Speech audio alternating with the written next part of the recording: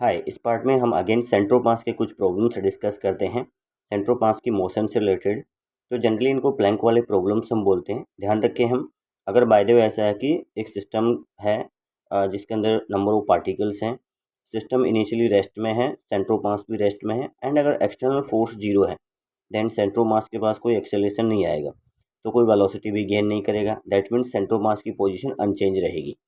In that case हम बोलेंगे delta r c M zero रहेगा। सेम चीज़ हम किसी पर्टिकुलर डायरेक्शन में भी लगा सकते हैं कि मान लीजिए एक्स डायरेक्शन में सेंटर ऑफ मास के पास कोई वेलोसिटी नहीं है और एक्स डायरेक्शन में कोई फोर्स भी नहीं है, तो हम बोलेंगे कि एक्स डायरेक्शन में सेंटर ऑफ मास की पोजीशन में कोई चेंज नहीं आ सकता।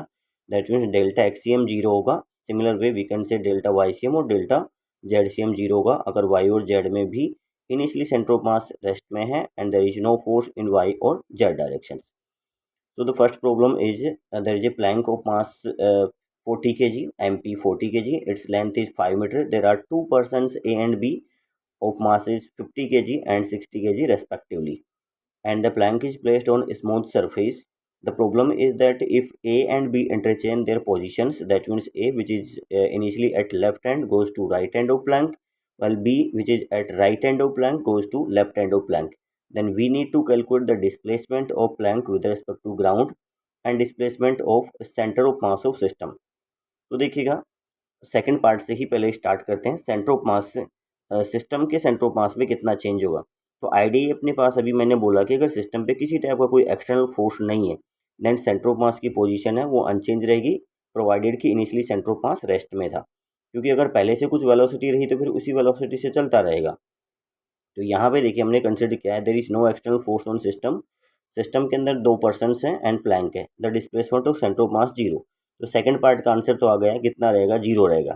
तो अब हमने यहाँ पे कंसिडर किया कि सेंटर ऑफ मास की पोजीशन अनचेंज है, तो उसको अप्लाई करें कि यहाँ पे इनिशियली ए था, फिर अपने पास में ये बी है।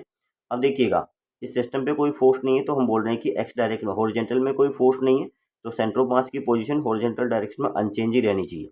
बी जिसका मास अपने पास में ज़्यादा गिवन है 60 kg। अगर मान लीजिए ऐसा रहा कि प्लैंक अपनी जगह पे रहे और बी इधर मूव कर जाए, ए इधर मूव कर जाए, तो हैवी मास इधर जाएगा, सेंटर ऑफ मास उधर की तरफ थोड़ा डिस्प्लेस हो जाएगा। जबकि अपने पास डिस्प्लेसमेंट नहीं होना चाहिए बिकॉज इनिशियली सिस्टम रेस्ट में था और कोई एक्सटर्नल फोर्स भी नहीं लग रहा। इसका मतलब क्या होगा, हम एक्सपेक्ट कर रहे हैं कि सेंटर ऑफ मास इधर चला जाएगा बिकॉज हैवी मास इधर चल रहा है, तो इसमें प्लैंक जो है थोड़ा पीछे मूव कर जाएगा। वो बेसिकली क्या है कि पर्सन इसके ऊपर जब चलेगा तो वो फोर्स लगाएगा, ये पर्सन चलेगा ये भी फोर्स लगाएगा प्लैंक पे। पर्सन और प्लैंक के बीच में तो फ्रिक्शन है, फ्रिक्शन प्लैंक और ग्राउंड के बीच में नहीं है। अगर पर्सन और प्लैंक के बीच में फ्रिक्शन नहीं होगा तो प्लैंक पर्सन जो है प्लैंक पे चल ही नहीं पाएगा। तो ये जो पर्सन और इन प्लैंक के बीच में फोर्स लगेगा वो प्लैंक पे एक्सटर्नल फोर्स आएगा, उसकी वजह से प्लैंक मूव कर जाएगा।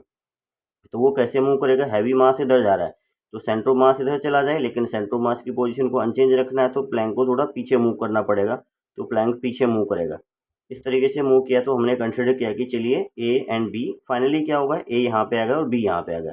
ये टोटल लेंथ अपने को 5 गिवन है, तो हमने कंसिडर किया कि प्लैंक इधर चला गया कुछ एक्स से। तो प्लैंक का जो सेंटर ऑफ मास था वो भी कितना, पहले मान लीजिए यहाँ पे था, वो सेंटर ऑफ मास प्लैंक का इधर चला गया एक्स से।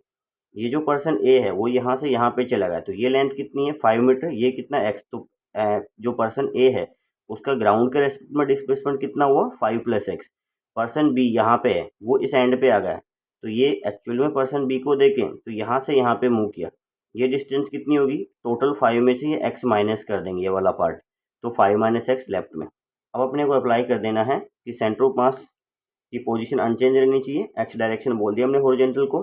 तो उसके लिए क्या होता है m1 delta x1 m2 delta x2 and so on, जितने भी अपने पास में सिस्टम के अंदर एट्रीब्यूट्स हैं सभी के लिए जीरो कर देंगे। तो ma delta x A, mb delta x B, mp p for plank delta x B equal to zero. Direction का भी ध्यान रखना है, राइट को मैं यहाँ पे पॉजिटिव कंसिडर कर रहा हूँ तो लेफ्ट को नेगेटिव। तो यहाँ पे देखिएगा जैसे ए का डिस्प्लेसमेंट राइट में हो रहा है 5 + x, बी का डिस्प्लेसमेंट लेफ्ट में हो रहा है 5 - x, प्लैंक का डिस्प्लेसमेंट राइट में हो रहा है x। तो मैंने राइट को पॉजिटिव कंसिडर किया, देन ये कितना हो जाएगा यहाँ से 50 × 5 + x for A, 60 × -5 - x for B because वो लेफ्ट में डिस्प्लेस हुआ है B, and for plank it is 40 × +x। इसको जब सोल्व करते हैं तो ये अपने 250 + 50x -300 and -1 + 60x + 40x, x की वैल्यू आती है यहाँ से 1/3 मीटर हम कैलकुलेट कर सकते हैं। तो यहाँ पर डिस्प्लेसमेंट किस तरीके से रहे, तो प्लैंक तो राइट में डिस्प्लेस होगा कितना 1/3। अगर आपसे बोले कोई ए का डिस्प्लेसमेंट कितना हुआ, so displacement of A is 5 + x, 5 + x that means 5 + 1/3 and in right direction, while displacement of B is 5 - x and in left direction, ये रहा। और सेंटर ऑफ मास का हम बोल चुके हैं कि सेंटर ऑफ मास में कोई चेंज यहाँ पे नहीं आएगा। नेक्स्ट प्रॉब्लम देखिए इसी टाइप का अपने पास में है। प्रॉब्लम ये है आपके पास में, there is a boat of length 20 metre in lake and no friction between the water and boat, water और बोट के बीच में किसी टाइप का कोई फ्रिक्शन नहीं है। Eight one and there is A lady Preeti P, एक लेडी है जिसका नाम आपको यहाँ पे गिवन है प्रीति P, eight one and eight other and your physics teacher Johnny sir जे, तो ये जॉनी सर है, ये प्रीति है। Eight other and initially both are at rest, initially दोनों एक एक एंड पे रेस्ट में है, और इसका लेंथ काफ़ी ज़्यादा गिवन है 20 मीटर। तो जॉनी सर और प्रीति जो मैम है वो पहले काफ़ी ज़्यादा डिस्टेंस पे है। देन यहाँ पे गिवन है initially both are at rest, now they start approaching each other and meets at exactly mid point, that means वो 20 मीटर है तो 10 मीटर इसके प्लैंक के ऊपर बोट के ऊपर चलेंगे, मिड पॉइंट पे मीट करते हैं। Mass of boat is 100 kg, then find displacement of Johnny sir with respect to ground, ground के रेस्पेक्ट में कितना डिस्प्लेसमेंट होगा वो कैलकुलेट करना है आपको। तो यहाँ पे देखिएगा इसमें अपने को कैलकुलेट करना है कि जॉनी सर का डिस्प्लेसमेंट ग्राउंड के रेस्पेक्ट में कितना हुआ। तो इनिशियल ये सिचुएशन है, अगेन हम अप्लाई कर रहे हैं कि सिस्टम पे किसी टाइप का कोई एक्सटर्नल फोर्स नहीं, system that means P plus J plus boat, ये अपने पास में तीन इसके अंदर पार्टिकल्स की तरीके से हम ट्रीट करेंगे उनको, तीन ऑब्जेक्ट्स हैं। तो यहाँ पे भी देखिएगा मास किसका ज़्यादा था, पी का मास आपके पास में था 60 kg, जे का मास है वो था 70 kg। तो जे का मास ज़्यादा है, जे जब इधर की तरफ चलेगा तो सेंटर ऑफ मास भी इधर आएगा, इसलिए बोट थोड़ा पीछे की तरफ जाएगी इधर की तरफ। तो हमने कंसिडर किया कि चलिए बोट है कुछ एक्स से डिस्प्लेस हो गई, ऐसा कंसिडर किया कि boat moves towards left right by x, then ये मिडिल पॉइंट पे मीट कर गए। चलिए तो मिड पॉइंट पे मूव करते हैं, तो हमने कंसिडर किया कि बोट के ऊपर उनको कितना चलना पड़ेगा, बोट के ऊपर प्रीति जी को भी चलना पड़ेगा 10, तो 10, लेकिन उस ड्यूरेशन में क्या हुआ, ये जो बोट है वो एक्स इधर मूव कर गई, तो ग्राउंड के रेस्पेक्ट में कितना रहा, यहाँ से यहाँ तक का तो कितना होगा 10 होगा, बट ग्राउंड के रेस्पेक्ट में देखें तो एक्स हो, तो 10 + x। ये जो जोनी शर है इनको भी बोट के ऊपर चलना पड़ेगा 10 यहाँ से यहाँ पे, बट बोट इधर मूव कर गई तो ग्राउंड के रेस्पेक्ट में 10 - x। अगेन हम बोल रहे हैं कि हॉरिजॉन्टल डायरेक्शन में सेंटर ऑफ मास की पोजीशन में कोई चेंज नहीं आएगा, तो mass of Planck into delta x P, mass of J Johnny sir delta x for Johnny, and ये पी यहाँ पे प्लैंक नहीं है प्रीति, एंड बी यहाँ पे बोट है आपके पास। तो देखिएगा for Preeti it is 10 + x, for Johnny sir it is 10 - x, and for boat it is x। Right वाले को पॉजिटिव लिया है और लेफ्ट वाले को अगेन नेगेटिव। तो इसको जब सोल्व किया हमने, देन ये वैल्यू कितनी आ जाएगी देखिएगा, 600 + 60x - 700 + 70x एंड + 100x = 0। यहाँ से ये वैल्यू 600 - 700 100, देन 130 + 100 230, तो x की वैल्यू आपके पास में आ गई 10/23 मीटर। ये तो किसका डिस्प्लेसमेंट हुआ, बोट का। इसमें बोला जाए कि जॉनी सर का कितना डिस्प्लेसमेंट हुआ, तो जॉनी सर मूव किए थे अपने पास में इस डायरेक्शन में यहाँ पे, तो ये डिस्प्लेसमेंट कितना होगा यहाँ पे अगर कैलकुलेट करेंगे तो ये वैल्यू कितनी आ गई है, इसको अगर देख रहे हैं हम तो ये वैल्यू आपके पास में आ जाएगी 10 - x। तो ये वैल्यू आपके पास में 10 - x, 10 - 10/3, 230 - 10 220/23, एंड ये किस में आ गया, लेफ्ट डायरेक्शन में। एक और देखिए बहुत सिंपल सा प्रॉब्लम यहाँ पे है कि एक अपने पास यहाँ पे रोड है, उसको एक थ्रेड की हेल्प से हमने यहाँ पे इनिशियली अटैच किया हुआ है, कुछ एंगल थीटा पे है, स्मूथ सरफेस है, और फिर बोला जाए कि थ्रेड को कट कर देंगे तो ये जो मूव करेगा रोड डाउनवर्ड डायरेक्शन में, उसके सेंटर ऑफ मास का जो लोकस होगा वो कैसा होगा, किस लाइन किस पाथ पे मूव करेगा। तो इसमें देखिए ये तो स्मूथ है, तो इस डायरेक्शन में तो कोई फोर्स नहीं है, जो भी अपने पास फोर्स लग रहा है वो किधर लग रहा है, वर्टिकल डायरेक्शन में, यहाँ से नॉर्मल आ सकता है, जो भी फोर्सेज है वर्टिकल डायरेक्शन में, हॉरिजॉन्टल में कोई फोर्सेज नहीं है। तो हॉरिजॉन्टल डायरेक्शन में सेंटर ऑफ मास की पोजीशन अनचेंज रहनी चाहिए, तो इनिशियली सेंटर ऑफ मास यहाँ पे, तो centre of mass basically vertical direction में फोर्स लग रहा है, तो सेंटर ऑफ मास इसी लाइन पे मूव करेगा, मतलब स्ट्रेट लाइन पे मूव करेगा वो, तो हम बोलेंगे सेंटर ऑफ मास यहाँ पे स्ट्रेट लाइन पे मूव करेगा। एक और प्रॉब्लम देखिए इसी कैटेगरी में अपने पास ऐसा है कि इसमें एक आपके पास वेज गिवन है, जिसमें ये मैंने हाइट h कंसिडर किया, ये एंगल थीटा है, यहाँ पे मास m गिवन है, स्मूथ सरफेस है, ये भी स्मूथ ही है, एनर्जी का कोई लॉस नहीं होगा। इसमें कैलकुलेट करना है कि ब्लॉक को यहाँ से रिलीज करते हैं, जब ये ब्लॉक इसको लीव करने वाला होगा, यहाँ पे सरफेस को थोड़ा हम स्मूथ मान सकते हैं ऐसे, तो ये ब्लॉक जब लीव करेगा हॉरिजॉन्टली लीव करेगा, और ये अपने पास में यहाँ पे वेज गिवन है जिसका मास कैपिटल एम है। तो कैलकुलेट करना है, जब ये नीचे आ जाता है तब इसका डिस्प्लेसमेंट ग्राउंड के रेस्पेक्ट में कितना होगा वेज का, एंड वेलोसिटी ब्लॉक की कितनी होगी वो कैलकुलेट करना है।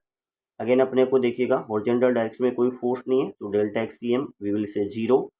यहाँ पे ये कैलकुलेट कर लेते हैं कि इसका बेस कितना होगा, तो टेन थीटा यहाँ से हो जाएगा ये H divided by L, L की value H into cot theta. अब देखिएगा ये जब नीचे आएगा तो बेसिकली इनके बीच में रिएक्शन फोर्स लगेगा। इस रिएक्शन फोर्स का जो हॉरिजॉन्टल कंपोनेंट है ये वेज को इधर मूव करवा देगा, बिकॉज यहाँ पे कोई फ्रिक्शन नहीं है, तो वेज इधर मूव तो करेगा, लेकिन अगेन इस तरीके से मूव करेगा कि एक्स डायरेक्शन में सेंटर ऑफ मास की पोजीशन अनचेंज रहनी चाहिए। तो हमने कंसिडर किया कि चलिए एक्स मूव कर गया, यहाँ पे हॉरिजॉन्टल डायरेक्शन में सेंटर ऑफ मास की पोजीशन अनचेंज रहेगी।